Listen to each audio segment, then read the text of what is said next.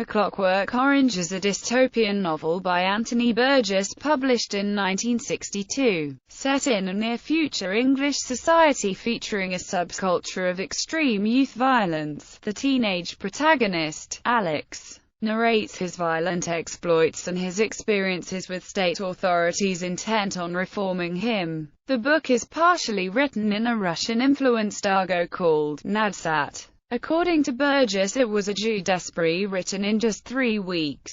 In 2005, A Clockwork Orange was included on Time magazine's list of the 100 best English-language novels written since 1923, and it was named by Modern Library and its readers as one of the 100 best English-language novels of the 20th century. The original manuscript of the book has been located at McMaster University in Hamilton, Ontario, Canada since the institution purchased the documents in 1971. Plot summary. Part 1. Alex's world. Alex, a teenager living in near-future dystopian England, leads his gang on a night of opportunistic, random, ultra-violence. Alex's friends are Tim, a slow-witted bruiser who is the gang's muscle, Georgie, an ambitious second-in-command, and Pete, who mostly plays along as the droogs indulge their taste for ultraviolence. Characterized as a sociopath and a hardened juvenile delinquent, Alex also displays intelligence, quick wit,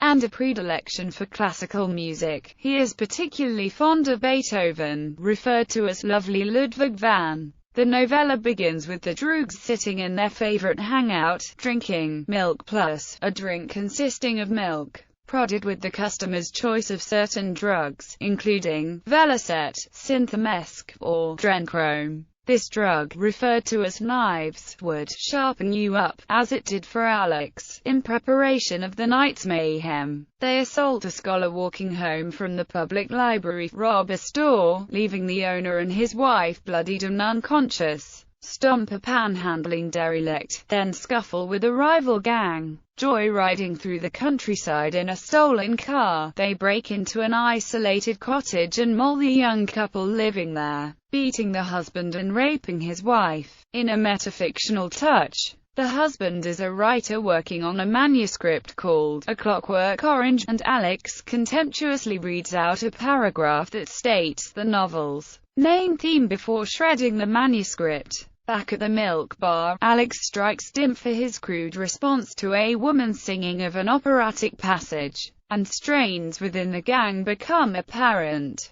At home in his parents' dreary flat, Alex plays classical music at top volume while fantasizing about more orgiastic violence. Alex skips school the next day, following an unexpected visit from P.R. Deltoid, his post-corrective advisor. Alex meets a pair of 10-year-old girls and takes them back to the flat, where he serves them scotch and soda, injects himself with hard drugs, and then rapes them. That evening, Alex finds his droogs in a mutinous mood. Georgie challenges Alex for leadership of the gang, demanding that they pull a man-sized job. Alex quells the rebellion by slashing Dim's hand and fighting with Georgie, then in a show of generosity takes them to a bar, where Alex insists on following through on Georgie's idea to burgle the home of a wealthy old woman. Alex breaks in and knocks the woman unconscious, but when he opens the door to let the others in, Dim strikes him in payback for the earlier fight.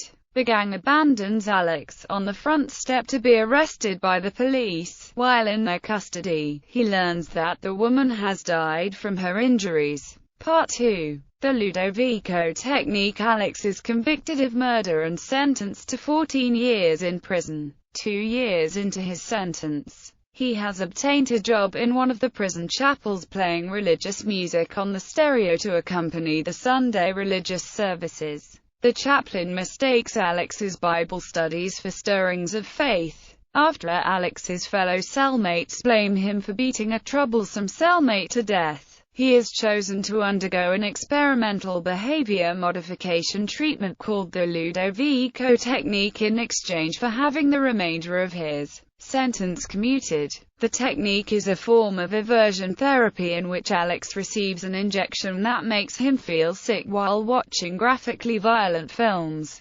eventually conditioning him to suffer crippling bouts of nausea at the mere thought of violence. As an unintended consequence, the soundtrack to one of the films, the final movement of Beethoven's Ninth Symphony, renders Alex unable to enjoy his beloved classical music as before. The effectiveness of the technique is demonstrated to a group of VIPs, who watch as Alex collapses before a walloping bully, and abases himself before a scantily clad young woman whose presence has aroused his predatory sexual inclinations. Although the prison chaplain accuses the state of stripping Alex of free will, the government officials on the scene are pleased with the results and Alex is released from prison. Part 3. After prison, since his parents are now renting his room to a lodger, Alex wanders the streets homeless. He enters a public library where he hopes to learn a painless way to commit suicide.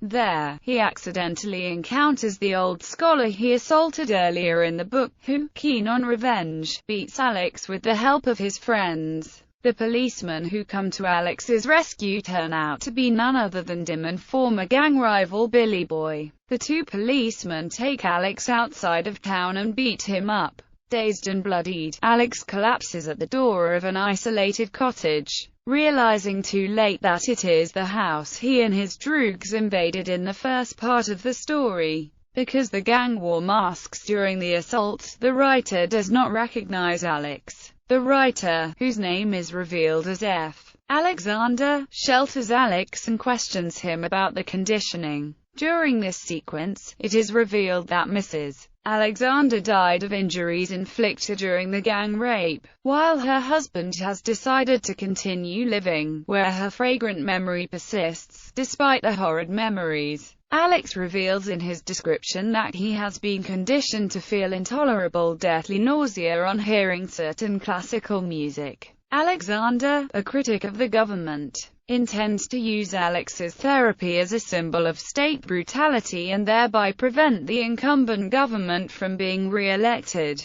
But a careless Alex soon inadvertently reveals that he was the ringleader during the night 2 years ago. Frightened for his own safety, Alex blurts out a confession to the writer's radical associates after they remove him from F. Alexander's home. Instead of protecting him, however, they imprison Alex in a dreary flat not far from his parents' residence. They pretend to leave, and then while he is sleeping in a locked bedroom, subject him to a relentless barrage of classical music, prompting him to attempt suicide by leaping from a high window. Alex wakes up in a hospital, where he is courted by government officials anxious to counter the bad publicity created by his suicide attempt. With Alexander placed in a mental institution, Alex is offered a well-paying job if he agrees to side with the government. As photographers snap pictures, Alex daydreams of orgiastic violence and reflects upon the news that his Ludovico conditioning has been reversed as a part of his recovery. I was cured, all right. In the final chapter, Alex finds himself half-heartedly preparing for yet another night of crime with a new trio of droogs. After a chance encounter with Pete, who has reformed and married, Alex finds himself taking less and less pleasure in acts of senseless violence. He begins contemplating giving up crime himself to become a productive member of society and start a family of his own, while reflecting on the notion that his own children will be just as destructive as, if not more than, he himself. A mission of the final chapter. The book has 3 parts, each with 7 chapters. Burgess has stated that the total of 21 chapters was an intentional nod to the age of 21 being recognized as a milestone in human maturation. The 21st chapter was omitted from the editions published in the United States prior to 1986. In the introduction to the updated American text, Burgess explains that when he first brought the book to an American publisher, he was told that U.S. audiences would never go for the final chapter, in which Alex sees the error of his ways. decides he has lost all energy for and thrill from violence and resolves to turn his life around. At the American publisher's insistence, Burgess allowed their editors to cut the redeeming final chapter from the U.S. version, so that the tale would end on a darker note, with Alex succumbing to his violent, reckless nature, an ending which the publisher insisted would be more realistic and appealing to a U.S. audience. The film adaptation, directed by Stanley Kubrick, is based on the American edition of the book. Kubrick called Chapter 21 an extra chapter, and claimed that he had not read the original version until he had virtually finished the screenplay, and that he had never given serious consideration to using it. In Kubrick's opinion, the final chapter was unconvincing and inconsistent with the book. Characters. Alex, the novel's anti-hero and leader among his droogs. He often refers to himself as your humble narrator, George or Georgie, effectively Alex's greedy second-in-command. Georgie attempts to undermine Alex's status as leader of the gang. He is later killed during a botched robbery, while Alex is in prison. Pete, the most rational and least violent member of the gang. He is the only one who doesn't take particular sides when the droogs fight among themselves. He later meets and marries a girl, renouncing his old ways and even losing his former speech patterns. A chance encounter with Pete in the final chapter influences Alex to realize that he grows bored with violence and recognizes that human energy is better expended on creation than destruction. Dim, an idiotic and thoroughly gormless member of the gang, persistently condescended to by Alex, but respected to some extent by his droogs for his formidable fighting abilities, his weapon of choice being a length of bike chain. He later becomes a police officer, exacting his revenge on Alex for the abuse he once suffered under his command.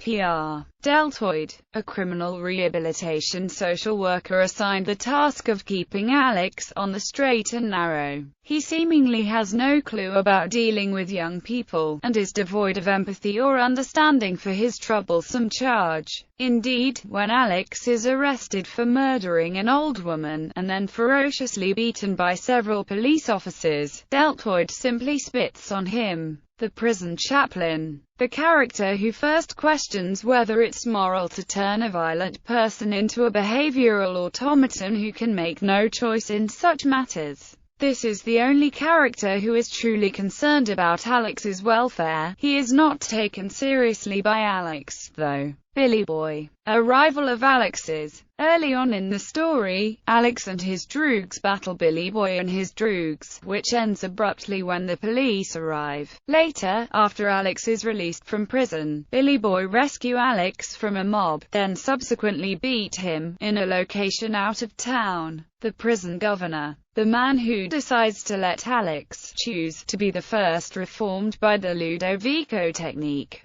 The Minister of the Interior, or the Inferior, as Alex refers to him, the government high official who is determined that Ludovico's technique will be used to cut recidivism. Dr. Branome, Brodsky's colleague and co-developer of the Ludovico technique. He appears friendly and almost paternal towards Alex at first, before forcing him into the theater and what Alex calls the chair of torture. Dr. Brodsky, the scientist and co-developer of the Ludovico technique. He seems much more passive than Branome, and says considerably less. F. Alexander, an author who was in the process of typing his magnum opus A Clockwork Orange when Alex and his droogs broke into his house, beat him, tore up his work and then brutally gang-raped his wife, which caused her subsequent death. He is left deeply scarred by these events, and when he encounters Alex 2 years later he uses him as a guinea pig in a sadistic experiment intended to prove the Ludovico technique unsound. He is given the name Frank Alexander in the film.